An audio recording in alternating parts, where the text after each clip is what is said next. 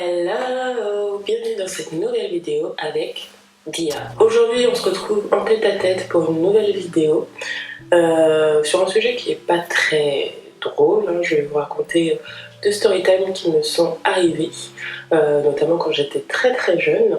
Donc on va parler d'harcèlement sexuel. C'est un sujet pas très rigolo, je le sais, mais si je vous en parle, c'est pour une raison en particulier, et je vous dirai ça à la fin. Quand j'étais plus jeune, j'avais une meilleure pote, donc je ne dirai pas son nom, avec qui j'avais l'habitude de traîner pendant les vacances le soir. On faisait rien d'extraordinaire, on se baladait juste et voilà, on discutait de nos vies, enfin, voilà, comme deux adolescentes qui étaient en train de déprimer sur leur situation. Et en fait, du coup, il y a un moment où on passe à un endroit, et en fait, je suis myope de base, il faut le savoir, et il y a une époque où j'avais pas envie de porter mes lunettes pour des questions d'esthétisme. Donc je voyais ma vie en flou, non-stop, je voyais ma vie en flou. Donc on marche, et puis à un moment, on arrive à un certain endroit où il y avait un pont, où tu avais un passage de train juste en haut. Et je voyais des silhouettes s'agiter au loin, et je sais pas pourquoi j'ai eu un pressentiment, je sentais qu'il allait se passer quelque chose.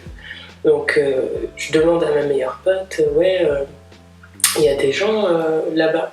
Elle me fait, ouais. Je fais, c'est des mecs ou c'est des femmes? Elle me fait, bah c'est des mecs, et ils font que de se retourner depuis tout à l'heure. Donc moi, génie, je me dis quoi?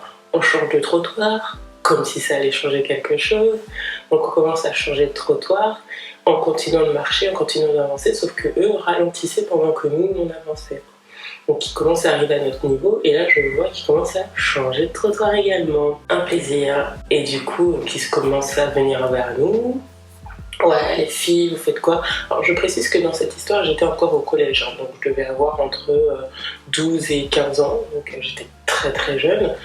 Ces mecs-là devaient être pas beaucoup plus âgés que nous, hein. C'était pas des mecs de 30 ans qui venaient faire chier des petites gamines, ils devaient avoir 18-20 ans quoi. Mais quand même. Et du coup, ils commencent à s'approcher, ouais les filles vous faites quoi, machin et tout, et puis moi je commence à mentir pour leur dire écoutez les gars, genre s'il nous arrive quelque chose, on est attendus, tu vois. Je sais pas, là on va rejoindre des potes à tel endroit. Ils me font ah ok machin et tout. Donc nous on continuait d'avancer en toute insécurité, on va pas se mentir. Et là en fait ils étaient genre 5-6 tu vois.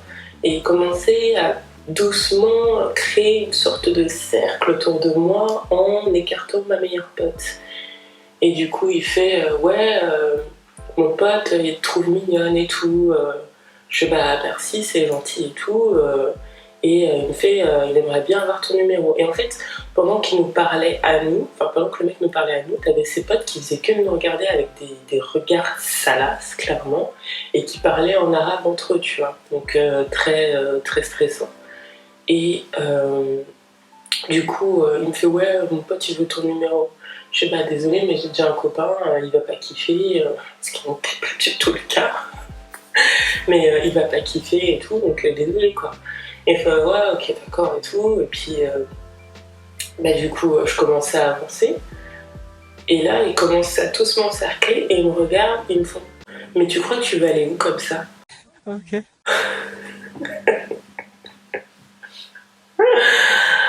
Alors là j'ai vu ma vie défiler, là j'ai regardé le pont, j'ai regardé le côté du pont, je me suis dit ok d'accord donc c'est là qu'ils vont me violer. Enfin il n'était pas tard mais on était en plein mois d'août, juillet, enfin vraiment il n'y avait personne dans le bendo tu vois. Et là je me suis dit je vais mourir quoi. Bah du coup je m'arrête, je sais pas quoi dire, puis comme je vous ai dit ils m'encerclaient donc je regardais ma meilleure pote qui savait pas quoi faire non plus, enfin encore une fois on avait entre 12 et 15 ans, c'est pas... voilà. Et là t'en as un qui sort, ouais mais tu serais pas la sœur de machin? Et là je regarde ma pote, et en fait dans mon quartier, j'étais dans le quartier où c'était... Enfin j'étais sur une île, je suis nantaise donc j'habitais à Beaulieu à l'époque. Et il y a une partie de Beaulieu, c'était quand même relativement calme, et il y avait une autre partie où c'était un peu genre un quartier chaud, tu vois. Un quartier chaud. Je savais qu'il se passait pas mal de trucs là-bas quand même, et je me suis dit, soit je dis oui, et pour des histoires de vengeance, ils vont me ratatiner, enfin ils vont me péter la gueule, je sais pas ce qu'ils vont me faire, mais ça va être sale. Ou soit je dis oui, et en fait c'est un truc qui peut potentiellement me sauver. Là j'ai réfléchi, je me suis dit vas-y je suis dans la merde, je regarde la porte, elle me fait dis oui. Et du coup, je fais bah ouais.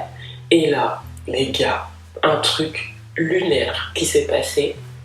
Ils me font un ah bah vas-y, on ne la touche pas. On ne la touche pas. Je répète, on ne la touche pas. C'est la sœur de machin, venez, on se barre. Tu passeras le bonjour à ton frère. Je fais ok, ça marche. Et là, je regarde mon meilleur pote et je me dis, on rentre. Enfin, en fait, quand t'es une femme et que t'es dans cette situation-là, t'as toujours un pseudo. Enfin, une situation un peu bizarre où tu te dis, est-ce que c'est moi qui exagère la chose? Est-ce que c'est moi qui stresse pour rien? Je me fais des idées. Mais sauf que là, quand le mec, il te sort, vas-y les gars, on la touche pas. C'est que le moment où je me suis imaginée là en train de me faire attraper sur le côté du pont, c'était pas justement mon imagination, c'était vraiment ce qui allait se produire apparemment. Donc voilà, donc après on est rentré et puis c'est un truc qui m'est resté puisque je vous en parle aujourd'hui.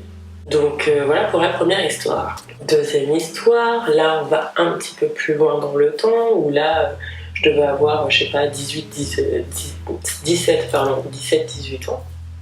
Et c'était une époque où je sortais beaucoup en boîte, voilà, j'étais une fêtarde. Voilà, j'étais une fêtarde.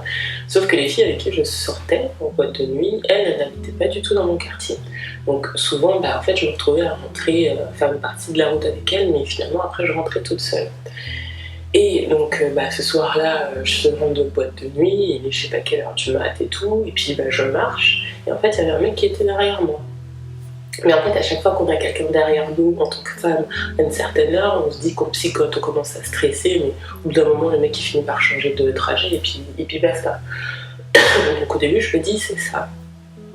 Et après, là, je vois que ça fait quand même un moment qu'on fait le même trajet, tu vois, genre bizarre.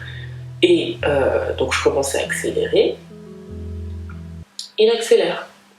Je me dis, bon, encore une fois, c'est moi qui psychote.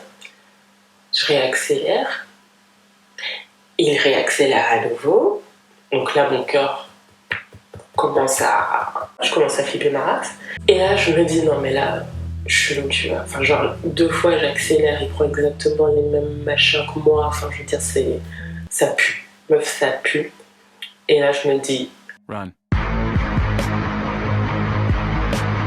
Et là je me mets à courir, je me retourne, le mec se met à me courir après, dans les pires sensations du monde, les gars. Te faire courser par un inconnu, tu sais pas ce qu'il te veut. Pire sensation du monde.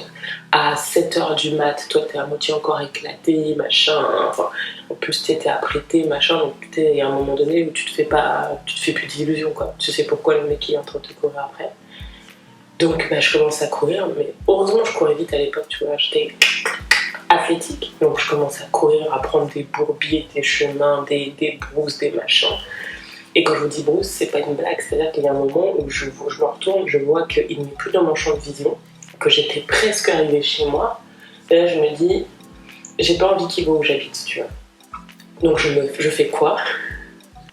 Je me cache dans un fucking buisson.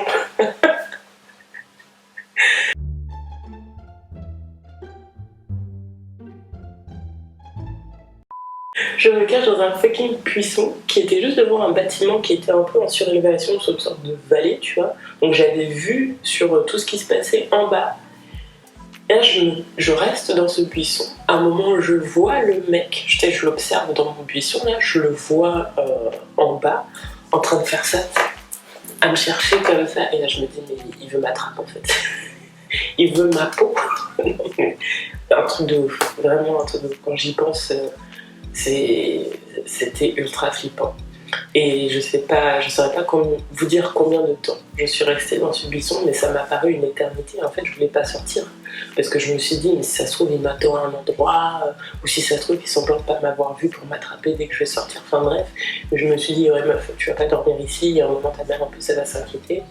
Donc je commençais à sortir du buisson, ça a été le rentrage de chez moi le plus rapide de ma vie. Et voilà. Et c'est comme ça que ça s'est terminé. Donc les gars, j'ai évité potentiellement 2 viols jusqu'ici. Si j'ai pensé à faire cette vidéo, c'est en écho à ce qui est arrivé récemment. J'ai été témoin d'une scène d'agression de la part de 2 hommes dans un bus bondé à 16h en plein après-midi. Et personne n'a réagi. Enfin, sauf moi, du coup, j'ai ouvert ma grande gueule pour défendre les meufs, mais personne n'a réagi. Et en fait, ce qui s'est passé, c'est que t'avais 2 mecs qui étaient complètement bourrés. Alors, moi, j'étais sur une place à 4, t'avais une meuf en face de moi, un mec à côté de moi. Et de l'autre côté, t'avais un pote, enfin un mec, personne devant, le mec à côté et une meuf en face que j'avais pas vue au début. Et les mecs étaient ultra chelous, tu vois. Moi, j'avais ma musique dans les oreilles et du coup, je faisais pas attention. Puis à un moment, je vois que le mec il fait des trucs bizarres, genre, il était comme ça et tout. Donc, je commence à enlever mes écouteurs pour voir ce qui se passe, tu vois, en mode grosse commère. Et là, du coup, t'as une fille qui finit par arriver, elle s'asseoir en face d'eux, mais le mec était complètement éclate. C'est-à-dire que le mec, il était comme ça dans le bus et tout, et la meuf, elle se prenait son coude dans la tronche. C'était du manspreading à tout va, il avait les jambes écartées, enfin bref, rien à foutre de la meuf, et puis il parlait en rebeu en la regardant avec un regard salace et tout. Et la meuf était gênée, tu vois, elle lui disait, mais fais attention. En plus, la meuf, c'était une daronne. Vraiment, c'était une daronne, elle avait genre, je sais pas, peut-être 37-40 ans, tu vois. Et les mecs, ils voyaient ça, et personne ne réagissait. Et puis à un moment, je me dis, bon, bah vas-y, relou pour elle, tu vois. Donc je commence à la regarder, et vu qu'il y avait une place disponible en face de moi, je lui dis, est-ce que tu veux changer de place? Tu peux t'asseoir en face de moi si tu veux. La meuf m'a dit non, écoute, grand bien te fasse, moi j'ai voulu t'aider, tant pis pour toi, tu vois. Parce que je savais que le mec allait pas lâcher sa veste, tu vois. Donc il continue, ouais, t'es jolie, machin, mais la meuf ne dit rien, enfin, ne dit rien.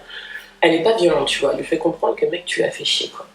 Enfin, tu me fais chier. Et là, il y a un moment où, je sais pas, j'avais pas capté vraiment ce qui se passait. Il y a la meuf qui était à côté, que j'avais pas vue, qui était à côté vitre. Elle commence à gueuler. Elle fait ouais, tu commences à me casser les couilles depuis tout à l'heure, je dis rien, tu prends toute la place, tu pues l'alcool, remets ton masque. Et le mec, en fait, il parlait pas français. Il était là genre I don't speak French, I don't understand. Elle était là ouais, remets ton masque, mais une bad bitch, franchement meuf, si tu regardes cette vidéo, ce qu'il y a peu de choses d'arriver, t'as géré vraiment, t'es comme ça. Et le mec a remis son masque et tout. Et elle était là, ouais, depuis tout à l'heure, tu me fais chier, là, tu commences à me caresser la cuisse et tout, mais tu crois quoi? Et quand je vous dis que le bus était bondé, c'est-à-dire que toutes les places étaient prises, et derrière, c'était que des mecs, tu vois. Il y avait, enfin, nous, les meufs, on était que 3 sur les places à 4, quoi, sur les 2 places à 4. Personne ne mouftait, quoi. C'est-à-dire que les mecs, ils regardaient là, la scène, et puis après, rien quoi, enfin aucune réaction. Donc le mec il a commencé à gueuler, et là je me dis non mais stop, j'ai ouvert la grande gueule, je parle un peu anglais. Donc là j'ai commencé à l'enchaîner en anglais en lui disant mais tu vois pas que tu l'as fait chier, arrête de l'emmerder. Et au moment où je fais juste stop, tu vois, enfin il y a un moment donné quand t'es en train d'agresser quelqu'un devant tout le monde, déjà le problème c'est que à quel moment tu te dis ça passe. Et en fait les gens te confirment que ça peut passer puisque personne n'avait réagi juste avant. Et juste arrête, enfin, genre t'es grillé, tout le monde t'a cramé, on sait ce que tu comptes faire, donc arrête-toi là, tu vois. Et le mec a fini par se taire, et puis basta, tu vois. Et en fait, j'hallucinais, quoi. J'étais là, bah en fait, c'est possible en plein après-midi de se faire agresser, et puis bah si les deux mecs, comme par hasard, les 2 personnes qui ont réagi c'était des femmes parce qu'on avait potentiellement vécu la même chose. Mais s'il n'y avait pas eu de femme dans le bus, la meuf, elle aurait dû se défendre toute seule, tu vois. Et j'ai trouvé ça quand même hallucinant, quoi. Enfin, en vrai, ça m'a fait grave mal au cœur de voir que personne ne réagissait. Et je me dis que, franchement, c'est hyper problématique. Et quand je suis descendue du bus, la meuf m'a dit merci. Et je la regardais, je me suis dit, en fait, c'est juste normal, tu vois. Et j'ai bien fait en sorte de le dire fort pour que toute l'audience entende ce que j'avais à dire. Je suis en fait, c'est normal de réagir face à ces actions-là, tu vois. Je t'ai pas à me remercier. Et je suis partie. Et voilà, c'est la fin de mes petites histoires, mais vraiment, je trouve ça abusé, quoi, de se dire que t'as des mecs qui peuvent agir en toute impunité parce que, en fait, les gens, ils vont rien dire. Quand vous voyez ce type de situation, que vous soyez une femme ou un mec, mais réagissez. Il y a plein de moyens de réagir. On vous demande pas de foncer dans le tas en mode ouais, on se tape, ou alors. Juste dire, limite faire comme si vous connaissez la personne. Des fois, la plupart du temps, je regardais des vidéos par rapport à ça, ça désamorce le truc, genre ah Sandrine, ah putain, ça fait trop longtemps, comment tu vas, tu vois. Et là, le mec, de toute façon, il peut pas vous embrouiller parce que en fait, vous ne l'avez pas agressé, vous avez écarté la situation d'agression, et limite, la meuf va vous suivre, et le mec, bah, il peut pas réagir, il peut pas vous dire ouais, que ce que tu fais, parce que vous ne lui avez pas parlé, vous ne l'avez pas calculé, et en plus de ça, vous ne l'avez pas agressé. Donc franchement, s'il vous plaît, faites quelque chose, quoi, parce que je trouve ça pas normal de se retrouver encore une fois à 16 h en plein après-midi, une meuf qui se fait toucher par 2 mecs dans un bus bondé et que t'as pratiquement personne qui réagissent face à cette situation. Donc voilà, donc je suis désolée pour cette vidéo qui n'est pas très joyeuse, mais comme je vous ai dit, c'était d'actualité, hein, parce que c'est un truc qui m'est arrivé il n'y a pas longtemps. J'espère que ça vous a plu quand même. Si ça t'a plu, n'hésite pas à t'abonner à la chaîne, tu connais, ça nous fait plaisir, ça nous donne de la visibilité. Moi je vous fais de gros bisous et je vous dis à dans 2 semaines du coup. Ciao ciao.